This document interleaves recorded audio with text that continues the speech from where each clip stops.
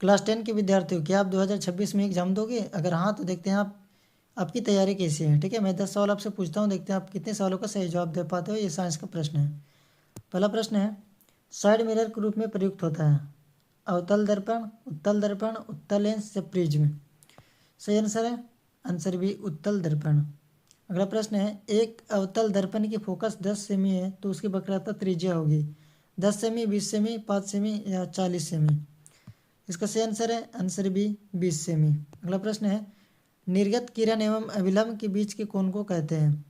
आपतन कोण, प्रवर्तन कोण, निर्गत कोण या इनमें से कोई नहीं? इसका सही आंसर है आंसर सी, निर्गत कोण। अगला प्रश्न है, सरल सूक्ष्मदर्शी में किसका उपयोग होता है? अवतल दर्पण, उत्तल दर्पण, अवतल लेंस, उत्तल लेंस? इसका सही आंसर है आंसर डी, उत्तल लेंस।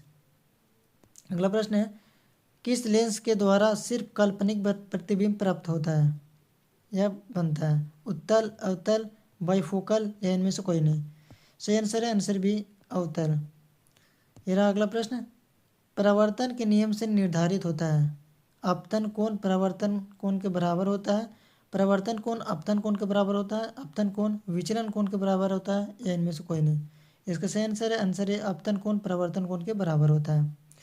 ये रहा अगला प्रश्न, काल्पनिक प्रतिबिंब होता है सीधा, उल्टा, दोनों या कोई नहीं? इसका सही आंसर है काल्पनिक प्रतिबिंब हमेशा सीधा होता है। ये रहा अगला प्रश्न, लेंस के मुख्य फोकस की संख्या कितनी होती है? 2, 1, 3 या कोई नहीं? सही आंसर है आंसर ए, 2। ये रहा अगला प्रश्न, सर्च लाइट का परावर्तक सतह होता है? उत्तल, अवतल, समतल या कोई नहीं?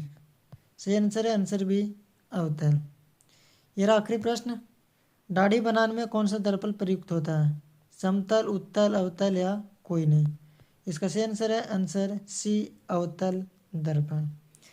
तो अपने 10 सवालों में से कितने का सही जवाब दिया है कमेंट करके ज़रूर बताएं। जय हिंद।